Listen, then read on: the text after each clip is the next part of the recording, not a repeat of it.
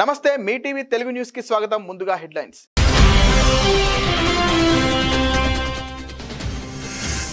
Iran Trump ను చంపాలని చూస్తోంది. నేతన్యాహు సంచలన వ్యాఖ్యలు.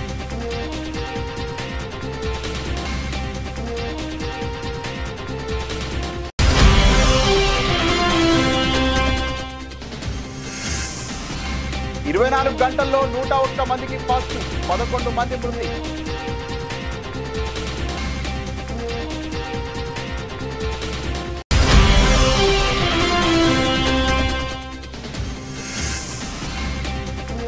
అహ్మదాబాద్ విమాన ప్రమాదం, DNA పరీక్ష ద్వారా 87 మృతదేహాల గుర్తింపు.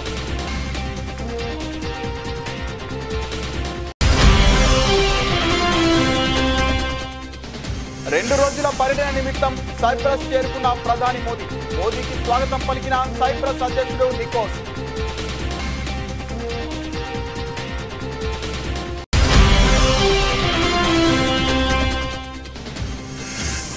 ఫార్ములా 1 రేసింగ్ లో అవినీతి కేసు, ఏసీబీ విచారణపై టీఆర్ఎస్ నేత కీలక వ్యాఖ్యలు.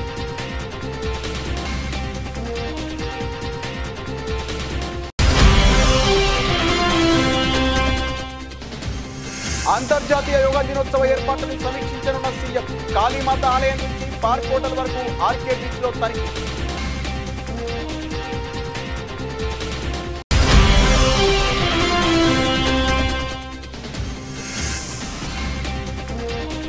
Prabhas the Raja Saab teaser విడుదల, ఫ్యాన్స్ కి పూనకాలే.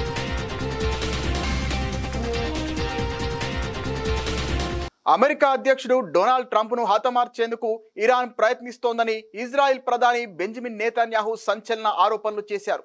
ఈ వ్యాఖ్యలు ఇజ్రాయెల్, ఇరాన్, అమెరికా మధ్య ఇప్పటికే నెలకొన్న ఉద్రిక్త వాతావరణాన్ని మరింత తీవ్రతరం చేశాయి.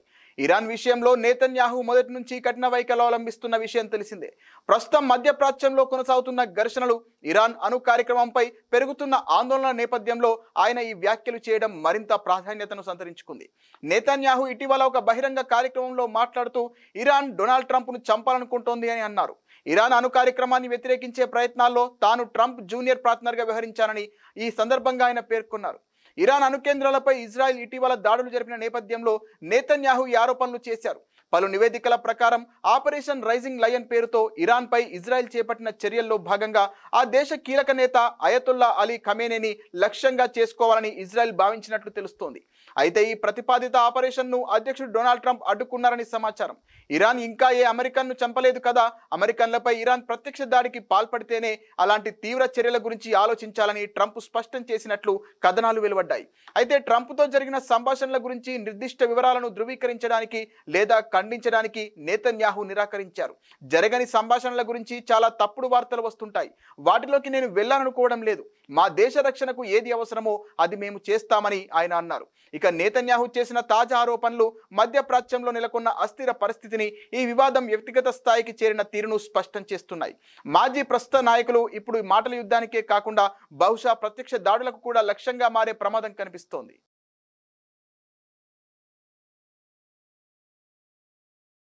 దేశంలో కరోనా వైరస్ వ్యాప్తి కొనసాగుతోంది. నిన్న కేసుల పెరుగుదలలో స్వల్ప తగ్గుదల కనిపించింది. కేంద్ర ఆరోగ్య మంత్రిత్వ శాఖ డేటా ప్రకారం 24 గంటల్లో 101 మందికి పాజిటివ్ గా తేలింది. నిన్న ఒక్కరోజే 11 మంది మరణించారు. అత్యధికంగా కేరళ రాష్ట్రంలో 1920 కేసులు యాక్టివ్ గా ఉన్నాయి.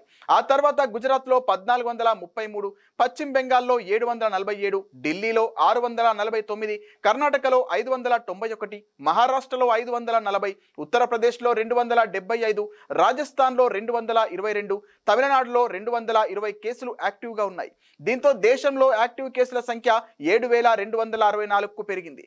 నిన్న కేరళలో 7, ఢిల్లీ, ఛత్తీస్గఢ్, మధ్యప్రదేశ్, మహారాష్ట్రలో ఒక్కొక్కరు చొప్పున మొత్తం 11 మంది ప్రాణాలు కోల్పోయారు. దీంతో ఈ ఏడాది జనవరి నుంచి ఇప్పటి వరకు కరోనాతో మరణించిన వారి సంఖ్య 108కి పెరిగింది. అహ్మదాబాద్లో ఇటీవల జరిగిన ఎయిర్ ఇండియా విమాన ప్రమాదంలో చనిపోయిన వారి మృతదేహాల గుర్తింపు ప్రక్రియ కొనసాగుతోంది. అహ్మదాబాద్ సివిల్ ఆసుపత్రిలో DNA పరీక్ష ద్వారా ఇప్పటి వరకు 87 మృతదేహాలను అధికారులు గుర్తించారు. ఇప్పటికే 47 మృతదేహాలను కుటుంబ సభ్యులకు అప్పగించారు. ఇక గుర్తించిన మిగతా మృతదేహాలను సైతం కుటుంబ సభ్యులకు అప్పగించనున్నారు. ఇక ఇదే ప్రమాదంలో ప్రాణాలు కోల్పోయిన గుజరాత్ మాజీ సీఎం విజయ్ రూపానీ డెడ్ బాడీని అధికారులు DNA పరీక్ష ద్వారా గుర్తించిన విషయం తెలిసిందే. మరోవైపు ఎయిర్ ఇండియా విమానానికి చెందిన కాక్పిట్ వాయిస్ రికార్డర్ దొరకడంతో దర్యాప్తు ముమ్మరం చేసినట్లు అధికారులు వెల్లడించారు. విమాన ప్రమాదం ఎలా జరిగిందన్న అంశాలను తెలుసుకునేందుకు కాక్పిట్ వాయిస్ రికార్డర్ కీలకం కానుంది. ఫ్లైట్ డాటా రికార్డర్ను గుర్తించినట్లు ఇంతకు ముందే air craft accident investigation bureau వెల్లడించింది. ఎయిర్ ఇండియా విమానం కూలిన ఘటనపై AAIB విస్తృత స్థాయిలో దర్యాప్తు చేపడుతోంది. America national transportation safety board కూడా ఈ ఘటన పట్ల విచారణ కొనసాగిస్తోంది. అలాగే ఎయిర్ ఇండియా విమానం అమెరికాకు చెందిన బోయింగ్ సంస్థది కావడంతో ఆ దేశం కూడా విచారణలో సహకరిస్తోంది.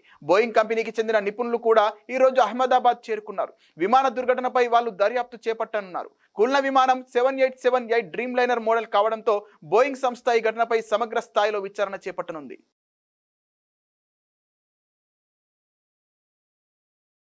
ప్రధాని మోదీ 2 రోజుల పర్యటన నిమిత్తం ఆదివారం సైప్రస్ చేరుకున్నారు. సైప్రస్ అధ్యక్షుడు నికోస్ క్రిస్టోడౌలిడెస్ స్వయంగా లార్నాకా అంతర్జాతీయ విమానాశ్రయానికి వచ్చి మోదీకి స్వాగతం పలకడం విశేషం. 2 దశాబ్దాల అనంతరం భారత ప్రధాని సైప్రస్ సందర్శనకు రావడం ఇదే ప్రథమం. 2 దేశాల మధ్య వాణిజ్యం, పెట్టుబడులు, ఇతర రంగాల్లో సంబంధాలు పుంజుకుంటాయని మోదీ ఈ సందర్భంగా అభిప్రాయపడ్డాడు. ప్రధాని మోదీది చారిత్రాత్మక పర్యటన అంటూ సైప్రస్ అధ్యక్షుడు నికోస్ ఎక్స్లో పోస్ట్ పెట్టారు. ఈ పర్యటనతో 2 దేశాల మధ్య కొత్త అధ్యాయం ప్రారంభమవుతోందని పేర్కొన్నారు.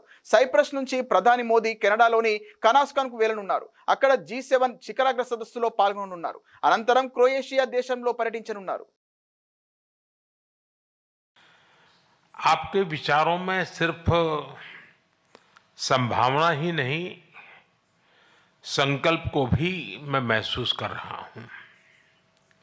यह स्पष्ट है कि हमारे संबंधों में आगे बढ़ने की अपार अपार संभावनाएं हैं. फ्रेंड्स, साइप्रस लंबे समय से हमारा विश्वसनीय पार्टनर रहा है, जिसका आप लोगों ने भी उल्लेख किया. और भारत में यहां से उल्लेखनीय निवेश भी हुआ है. कई भारतीय कंपनियों ने भी साइप्रस में, और एक प्रकार से साइप्रस को यूरोप का गेटवे के रूप में ही देखा है. आज आपसी व्यापार $150 मिलियन पहुंच गया है. लेकिन हमारे रिश्तों की वास्तविक क्षमता इससे बहुत अधिक है. आप में से अधिकतर लोग भारत से जुड़े हुए हैं और पिछले 11 वर्षों में भारत की ग्रोथ स्टोरी को भी देखा है.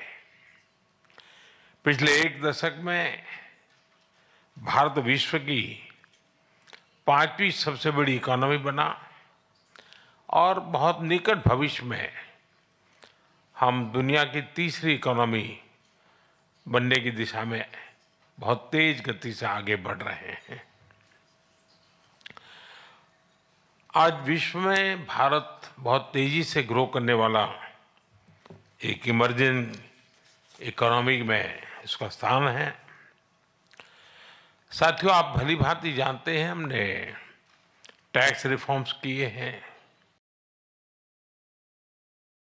విచారణకు రమ్మని ఇప్పటికే 3 సార్లు పిలిచారు. ఇంకో 30 సార్లు పిలిచినా వస్తా. తెలంగాణ రాష్ట్ర సాధన కోసం గతంలో జైలుకు వెళ్ళా. ఇప్పుడు మళ్ళీ జైలుకు వెళ్లాల్సి వచ్చినా భయపడనంటూ బీఆర్ఎస్ వర్కింగ్ ప్రెసిడెంట్ మాజీ మంత్రి కేటీఆర్ వ్యాఖ్యానించారు. ఫార్ములా 1 రేసింగ్ లో అవినీతి జరిగిందనే ఆరోపణలపై ఏసీబీ దర్యాప్తు చేస్తున్న విషయం తెలిసిందే. ఈ కేసుకు సంబంధించి మాజీ మంత్రి కేటీఆర్ ను అధికారులు విచారణకు పిలిచారు. ఈ రోజు ఉదయం 10 గంటలకు కేటీఆర్ ఏసీబీ ఆఫీస్ కు బయలుదేరారు. అంతకుముందు బీఆర్ఎస్ పార్టీ ప్రధాన కార్యాలయం తెలంగాణ భవన్ వద్ద మీడియాతో మాట్లాడుతూ కాంగ్రెస్ ప్రభుత్వంపై తీవ్ర విమర్శలు చేశారు. తప్పుడు కేసులు పెట్టి విచారణ పేరుతో వేధిస్తే ప్రభుత్వాన్ని ప్రశ్నించడం మానుకుంటామని అనుకోవద్దని కేటీఆర్ అన్నారు. చట్టం, న్యాయస్థానాలపై తమకు గౌరవం ఉందని, నిజం నిలకడ మీద తెలుస్తోందని స్పష్టం చేశారు. కాళేశ్వరం కమిషన్ ఎదుట కేసీఆర్, హరీష్ రావును కూర్చోబెట్టి పైశాచిక ఆనందం పొందారని ఆరోపించారు. ఈ రోజు తనను విచారణకు పిలిచి మానసిక ఆనందం పొందుతున్నారని మండిపడ్డారు. విచారణ పేరుతో పిలిచి అరెస్టు చేసినా ఆశ్చర్యం లేదని అన్నారు. అయితే తాము కేసులకు, అరెస్టులకు భయపడే వాళ్ళం కాదని కేటీఆర్ తేల్చి చెప్పారు. విచారణకు పిలిచినా వస్తామని చెప్పినా ఇది మూడవసారి పిలవడం, 3 సార్లు కాదు 30 సార్లు పిలిచినా విచారణకు సహకరిస్తాం.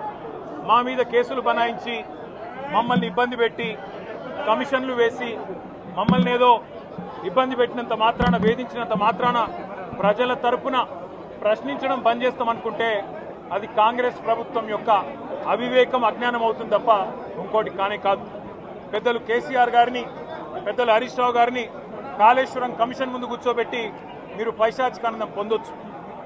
ఇవాళ ఏసీబీ ముందుకి విచారణకు పిలిపించి కొంత మానసికంగా రాక్షసానందం పొందుతూ ఉండవచ్చు, అవసరమైతే అరెస్ట్ కూడా చేస్తారు కావచ్చు.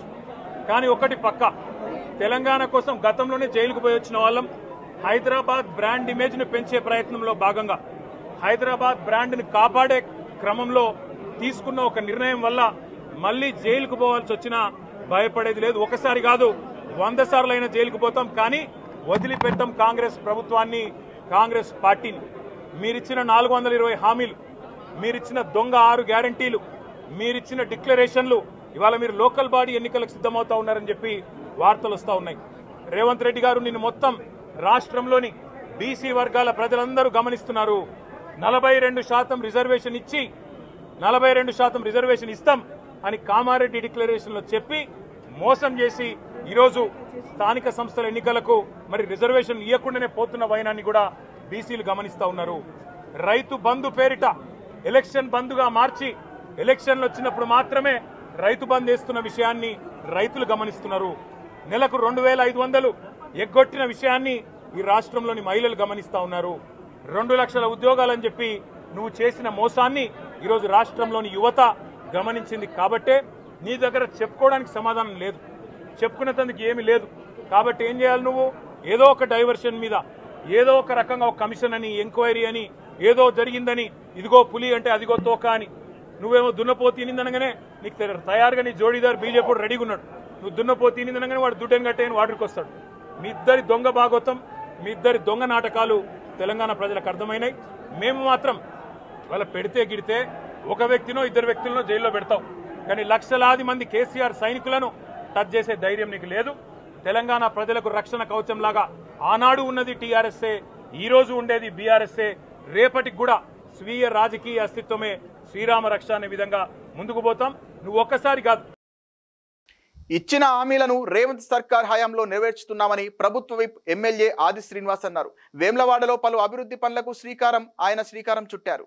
వేములవాడ శ్రీ రాజ్యరాజస్వామి సన్నిధిలో వేములవాడ పట్టణంలో అభివృద్ధికి శ్రీకారం, రోడ్లు వెడల్పు సంబంధించినటువంటిది నిన్నటి నుంచి ఈ రోజు కూడా 80 ఫీట్ల రోడ్డుకు సంబంధించినటువంటి పనులు ముమ్మరంగా కొనసాగే క్రమంలో గత సంవత్సరం నవంబర్ 20వ తేదీన గౌరవ ముఖ్యమంత్రి శ్రీ రేవంత్ రెడ్డి గారి నాయకత్వంలో గౌరవ దేవాదాయ శాఖ మంత్రి సురేఖ గారు వచ్చారు. జిల్లాకు సంబంధించిన ఉమ్మడి మంత్రులు పొన్నం ప్రభాకర్ గారు, శ్రీధర్బాబు గారు, ఇటీవల మంత్రిగా ప్రమాణం చేసిన అడ్డు లక్ష్మణ్ కుమార్తో పాటు 8 మంది మంత్రులు రాజన్న ఆలయంలో 76 కోట్లతో రాజన్న ఆలయ విస్తీర్ణ పనులకు, 47 కోట్లతో వేల పట్టణంలో 80 ఫీట్ల రోడ్డు వెడల్పు కొరకు, 35 కోట్లతో అన్న సత్రానికి సంబంధించినటువంటి పనులపైన ఫౌండేషన్ స్టోన్ వేసుకొని ముందుకు పోతున్న క్రమంలో 2024-25 ఆర్థిక సంవత్సరం 50 కోట్ల బడ్జెట్లో పెట్టుకొని రాజన్న ఆలయ అభివృద్ధికి, పట్టణ అభివృద్ధికి,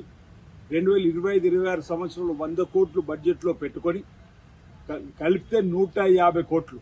అంటే వేల పట్టణ అభివృద్ధి ఒక కన్ను అయితే రాజన్న ఆలయ అభివృద్ధి మరో కన్నులాగా, అంటే ఆలయ అభివృద్ధి, పట్టణ అభివృద్ధి రెండు సమాంతరంగా ముందుకు తీసుకొని పోవాలని. వేములవాడ గ్రామ పంచాయతీగా ఉన్నప్పుడు 15,000 జనాభా, 2011 జనాభా లెక్కల ప్రకారం 46,000 పైచలకు ఉంది.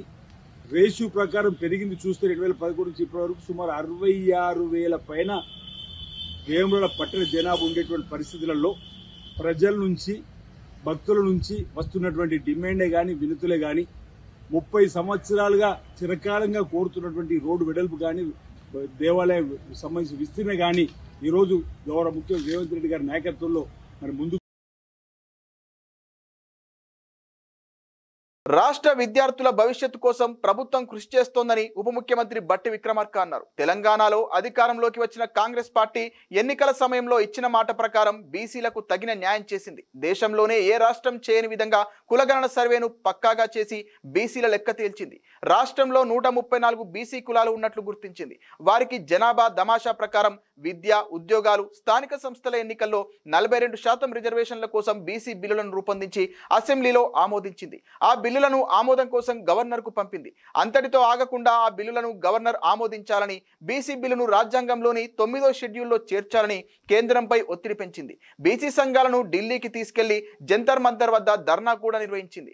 అయినా ఇప్పటి వరకు కేంద్ర సర్కారు బీసీ బిల్లుపై నిమ్మకు నీరెత్తినట్లు వ్యవహరిస్తోందని ఉప ముఖ్యమంత్రి బట్టి విక్రమార్క అన్నారు. ఈ పాఠశాలకు సంబంధించి విశాలమైనటువంటి భవంతులు ఉన్నాయి, విశాలమైనటువంటి ప్రాంగణం కూడా ఉంది. కానీ పాత భవనం ఎప్పుడో 1903లో కట్టినటువంటి ఈ భవనం చాలా సంవత్సరాలు కావటం వల్ల కొంత శిథిలావస్థకు చేరింది. కొన్ని గదుల్లో పెచ్చులుడి మీద పడతా ఉన్నాయి, కొన్ని గదులు అసలు పాఠాలు చెప్పుకోవటానికి పనికి రాకుండా ఉన్నాయి. అట్లాగే ఈ ప్రాంగణానికి సంబంధించిన కాంపౌండ్ వాళ్ళు కూడా అక్కడక్కడ కూలిపోయి, ఇది కొన్ని దుష్ట శక్తులు ఆర్ యాంటీ సోషల్ ఎలిమెంట్స్ సాయంత్రం పూట ఇక్కడ ఈ పాఠశాల ప్రాంగణంలోకి వచ్చి కొంత ఇబ్బంది పెడుతున్నారనేటువంటి సమాచారం కూడా రాష్ట్ర ప్రభుత్వం దృష్టికి వచ్చింది. ఇక్కడ చదువుకున్నటువంటి బాలికలు భవిష్యత్తే ఈ రాష్ట్ర భవిష్యత్తు. కాబట్టి మీ భవిష్యత్తు బాగుండాలని, మీరు చదువుకొని ఉన్నతంగా ఎదగాలని రాష్ట్ర ప్రభుత్వం, ముఖ్యమంత్రి రేవంత్ రెడ్డి గారితో పాటు మేమంతా ఆశిస్తా ఉన్నాం. అందుకే మీ క్షేమం గురించి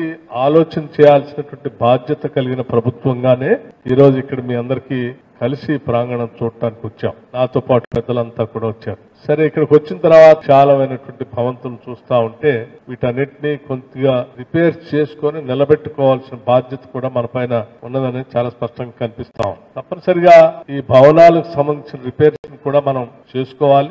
ఎటువంటి ప్రమాదానికి గురి కాకుండా ఉండే చూసుకోవాల్సిన బాధ్యత కూడా ఉంది. కాబట్టి దాన్ని కూడా పరిశీలన చేయమని చెప్పి నేను సంబంధిత మంత్రి గారికి, అధికారులకు కూడా సూచిస్తాను. అట్లాగే ప్రస్తుతానికి ఇమ్మీడియట్ గా అసాంఘిక శక్తులు ఈ పాఠశాలలోకి రాకుండా ఈ పాఠశాలకు సంబంధించిన ఆర్బీకేలు ఏర్పాటు చేసి విత్తు నుండి విక్రయం వరకు రైతుకు బాసటగా నిలిచింది వైఎస్ఆర్ కాంగ్రెస్ ప్రభుత్వం. పంటలు వేసుకునే సమయంలో రైతాంగానికి చేయూతగా రైతు భరోసా ఇచ్చారు. 20,000 రైతులకు ఇస్తామని చెప్పి ఎగనామం పెట్టాడు చంద్రబాబు. నేడు 5కి 6కి వడ్డీకి అప్పులు తెచ్చి రైతులు అప్పుల పాలవుతున్నారు. 24 గంటల్లో ధాన్యం డబ్బులు వేస్తామని ప్రగల్భాలు పలికిన నాదెండ్ల మనోహర్ డబ్బులు ఎక్కడ వేశారో చెప్పాలి. ధాన్యం డబ్బుల కోసం మంత్రి దుర్గేష్ ను రైతులు నిలదీస్తున్నారని మాజీ మంత్రి కారుమూరి నాగేశ్వరరావు మండిపడ్డారు. దేశంలో ఇవాళ భారతదేశంలోనే మరి తొలిసారిగా గ్రామస్థాయి ఆర్బీకే వ్యవస్థను ఏర్పాటు చేసి విత్తు నుంచి విక్రయం వరకు, రైతు విత్తు వేసిన కాడి నుంచి విక్రయం వరకు కూడా రైతులకి బాసటగా నిలిచిన ప్రభుత్వం జగన్ గారి ప్రభుత్వం అని చెప్పి సందర్భంగా తెలియజేస్తున్నాం. వైఎస్ఆర్ పార్టీ జగన్మోహన్ రెడ్డి గారు రైతులకి అండగా నిలబడి ప్రతి విత్తు నుంచి కూడా అమ్మకం వరకు కూడా అటు మంచి పురుగుల మందు, నాణ్యమైనది, కల్తీ లేనిది, విత్తనాలు కానీ కల్తీ లేనిది, ఎరువులు కల్తీ లేని ఎరువులు అన్ని కూడా మరి ఆర్బీకే ద్వారా రైతులకు అందించి గ్రామంలోనే అందించే కార్యక్రమం చేసిన గొప్ప ముఖ్యమంత్రి జగన్మోహన్ రెడ్డి గారు అని చెప్పి ఇవాళ తెలియజేస్తున్నాం. వైఎస్ఆర్ రైతు భరోసా 5 ఏళ్లలో 53,58,000 మంది రైతులకు 34,200 మరి కోట్లను నేరుగా బ్యాంక్ ఖాతాలకి జమ చేసిన ప్రభుత్వం జగన్మోహన్ రెడ్డి గారు. మీరు కూటమికి ఏం చెప్పారయ్యా? మీరు ఎలక్షన్ ముందు ఏ రకంగా మాట్లాడారయ్యా? 20,000 రూపాయలు వేస్తాం, రైతులను ఆదుకుంటాం, రైతులకు మేలు చేస్తాం అని చెప్పారు. ఏమైనా వేసారా? 1 రూపాయి వేసారా? ఇవాళ రైతులు అల్లాడిపోతా ఉన్నారు.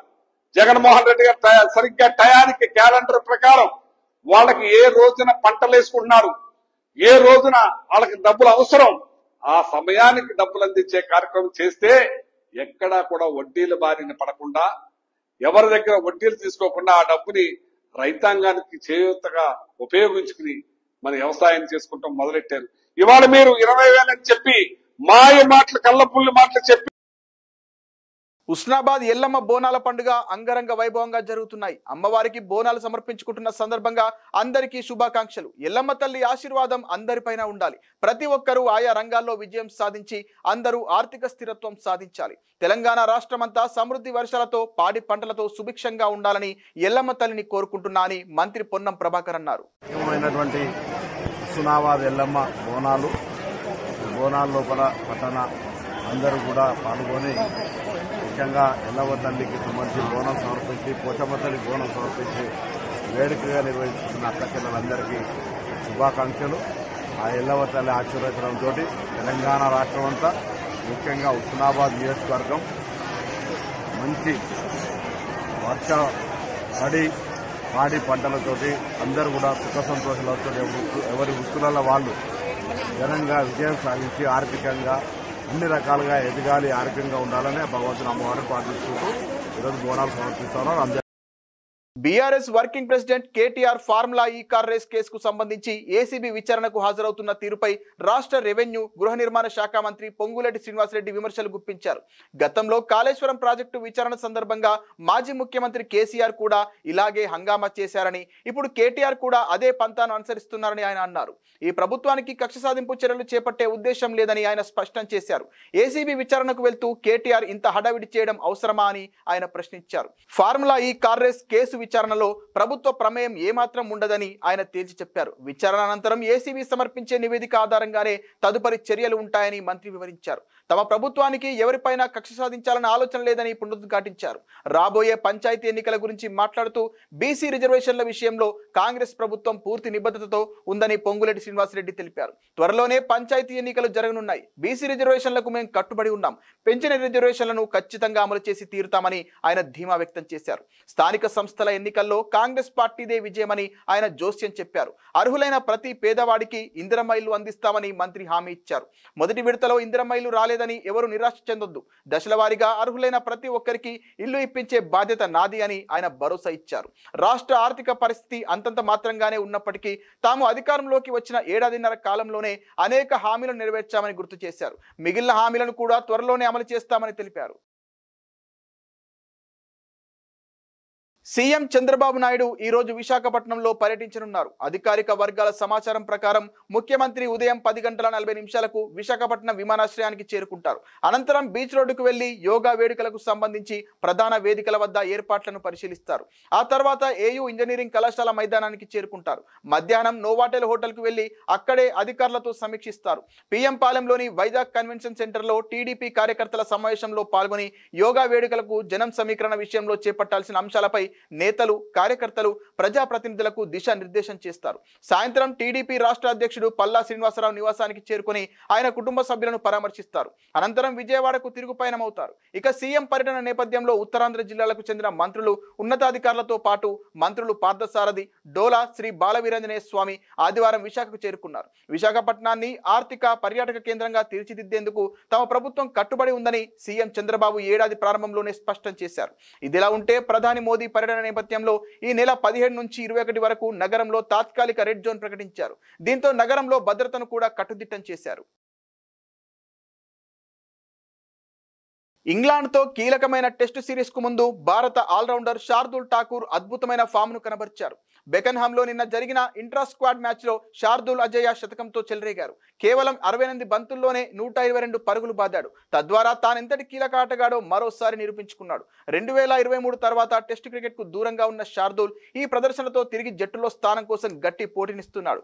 ఈ మ్యాచ్ లో భారత ప్రధాన జట్టు ఇండియా ఏ టీం తలపడనున్నాయి. ఇండియా ఏ తరపున బరిలోకి దిగిన శార్దూల్ మూడో రోజు ఆటను 19 పరుగుల వ్యక్తిగత స్కోరుతో ప్రారంభించాడు. ఆ తర్వాత దూకుడుగా ఆడి వేగంగా పరుగులు సాధించాడు. జస్ప్రీత్ బుమ్రా, మహమ్మద్ సిరాజ్, ప్రసిద్ధ్ కృష్ణ వంటి స్టార్ పేసర్లున్న నాణ్యమైన బౌలింగ్ దాడిని సమర్థవంతంగా ఎదుర్కొని పవర్ హిట్టింగ్, నాణ్యమైన క్రికెట్ షాట్లతో సెంచరీ పూర్తి చేశాడు.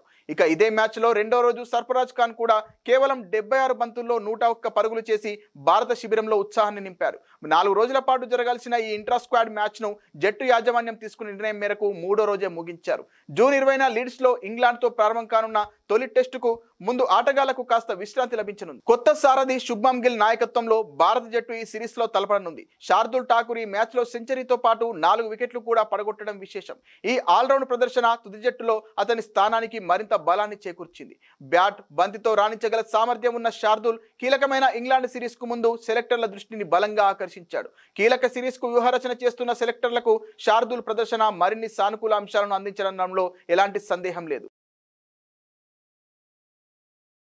ప్రధానమంత్రి నరేంద్ర మోదీకి సైప్రస్ అత్యున్నత పౌర పురస్కారం grand cross of the order of Makarios లభించింది. భారతదేశం మరియు సైప్రస్ మధ్య వ్యూహాత్మక మరియు దౌత్య సంబంధాలను మరింతగా పెంచడంలో ఆయన చేసిన అత్యుత్తమ కృషికి గుర్తింపుగా ఈ ప్రతిష్టాత్మక అవార్డును ప్రదానం చేశారు. ఈ అవార్డును అందుకుంటూ ప్రధానమంత్రి నరేంద్ర మోదీ మాట్లాడుతూ, రాబోయే కాలంలో మన క్రియాశీల భాగస్వామ్యం కొత్త శిఖరాలను చేరుకుంటుందని నాకు నమ్మకం ఉంది. కలిసి మన రెండు దేశాల పురోగతిని బలోపేతం చేయడమే కాకుండా శాంతియుత మరియు సురక్షితమైన ప్రపంచ వాతావరణాన్ని నిర్మించడానికి కూడా దోహదపడతామని పేర్కొన్నారు.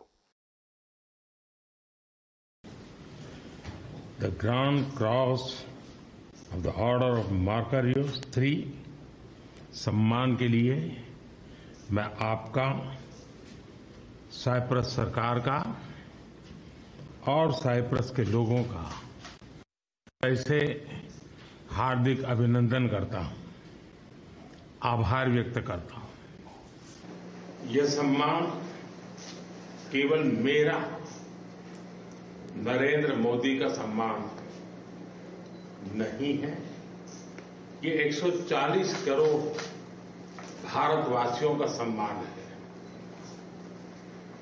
उनके सामर्थ्य और आकांक्षाओं का ये सम्मान है.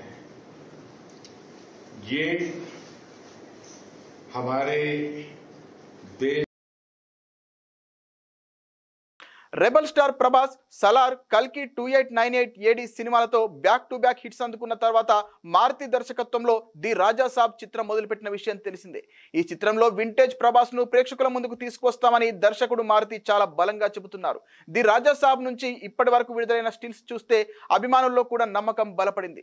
ది రాజా సాబ్ చిత్రం రొమాంటిక్ హర్రర్ కామెడీ జానర్ లో రూపొందుతోంది. ప్రభాస్ ద్విపాత్రాభినయం చేస్తున్న ఈ చిత్రంలో మాలవికా మోహన్, నిధి అగర్వాల్, రిధి కుమార్ ముఖ్య పాత్రల్లో నటిస్తున్నారు. దాదాపు చిత్ర షూటింగ్ పూర్తయినట్టు తెలుస్తుండగా ఈ మూవీని డిసెంబర్ 5, 2025న విడుదల చేయనున్నట్లు కొద్ది రోజుల క్రితం ప్రకటించారు మేకర్స్. ఇక చిత్ర ప్రమోషన్ లో భాగంగా కొద్దిసేపటి క్రితం టీజర్ విడుదల చేశారు. ఇది ఫ్యాన్స్ అంచనాలను రెట్టింపు చేసింది. వింటేజ్ ప్రభాస్ ఈజ్ బ్యాక్ అని నెటిజన్స్ కామెంట్స్ చేస్తున్నారు. ఇక ఇప్పటి నుంచి ఇండియా అంతా రాజా సాబ్ మ్యాడ్నెస్ చూస్తోంది. ప్రేక్షకులందరికీ ఒక విజువల్ ఫీస్ట్. టీజర్ మాత్రం చితక్కొట్టేసింది. ఇన్నాళ్ళు వెయిట్ చేసిన దానికి మంచి ప్రతిఫలం దక్కిందని నెటిజన్స్ కామెంట్స్ చేస్తున్నారు. ఫ్యాన్స్ ప్రభాస్ ను ఎలా చూడాలనుకుంటున్నారో మారుతి ప్రభాస్ ను అలా చూపించారు. ట్రైలర్ లో చివరి షాట్, డైలాగు మాత్రం అందరికీ నచ్చేలా ఉంది. 148 సెకండ్ల నిడివి ఉన్న ఈ రాజాసాబ్ టీజర్ కు ఫ్యాన్స్ ఫిదా అవుతున్నారు. ముగ్గురు హీరోయిన్ల గ్లామర్, వారితో ప్రభాస్ చేసిన సీన్లు, కామెడీ, రొమాంటిక్ ట్రాక్ అదిరిపోయింది. ఇక సంజయ్ దత్ వింత గెటప్స్, ఆ రాజా మహల్ చుట్టూ జరిగే కథ, హర్రర్ ఎలిమెంట్స్ అదిరిపోయాయి అనే చెప్పాలి. విఎఫ్ఎక్స్ కూడా బాగుంటుంది. ఈ టీజర్ ను అధికారికంగా విడుదల చేయకముందే ఆన్లైన్ లో లీక్ కావడం మేకర్స్ కు ఆందోళన కలిగించింది. లీక్ అయిన కంటెంట్ ను షేర్ చేసే అకౌంట్లపై కఠిన చర్యలు తీసుకుంటామని వారు హెచ్చరికలు జారీ చేశారు. ప్రభాస్ అభిమానులు ఈ చిత్రంపై భారీ అంచనాలు పెట్టుకున్నారు. ఈ చిత్రాన్ని హిందీ, తెలుగు, తమిళ, కన్నడ, మలయాళం 5 భాషల్లో వరల్డ్ వైడ్ గా రిలీజ్ చేయబోతున్నారు. ఈ సినిమా కోసం ప్రత్యేకంగా భారీ హవేలీ సెట్ ప్రధాన ఆకర్షణగా నిలవనుంది. 41,256 స్క్వేర్ ఫీట్ విస్తీర్ణంతో ప్రముఖ ఆర్ట్ డైరెక్టర్ రాజీవన్ నంబియార్ ఈ రికార్డు స్థాయి హవేలీ సెట్ నిర్మించారట. భారతీయ సినిమా చరిత్రలో మరే హర్రర్ మూవీకి ఇంత భారీ సెట్ నిర్మించలేదు. ఈ సినిమాతో ప్రభాస్ క్రేజ్ మరింత పెరగనుందని అంటున్నారు. బులెటిన్ ముగించే ముందు హెడ్లైన్స్ మరోసారి.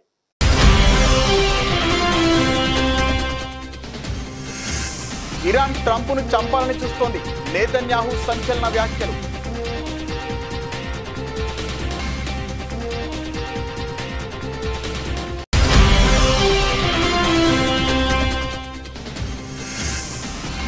ఇరవై 24 గంటల్లో 101 మందికి పాజిటివ్, 11 మంది మృతి.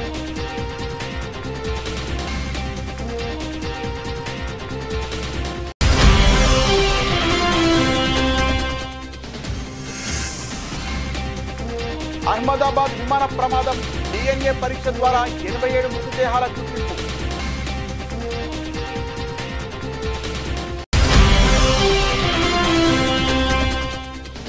రెండు రోజుల పర్యటన నిమిత్తం సైప్రస్ చేరుకున్న ప్రధాని మోదీ.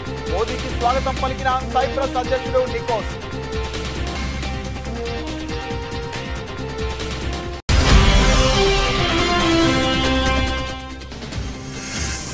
ఫార్ములా 1 రేసింగ్ లో అవినీతి కేసు ఏసీబీ విచారణపై టీఆర్ఎస్ నేత కీలక వ్యాఖ్యలు.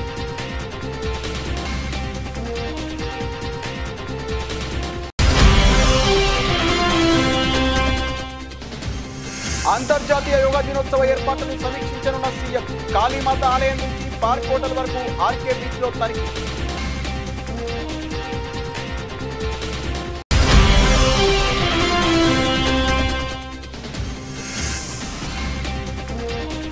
Prabhas the Raja Saab teaser విడుదల. ఫ్యాన్స్ కి పూనకాలే. ఇది ఇవాల్టి బులెటిన్. మరిన్ని వార్తల సమాహారంతో మళ్ళీ కలుద్దాం. నమస్తే.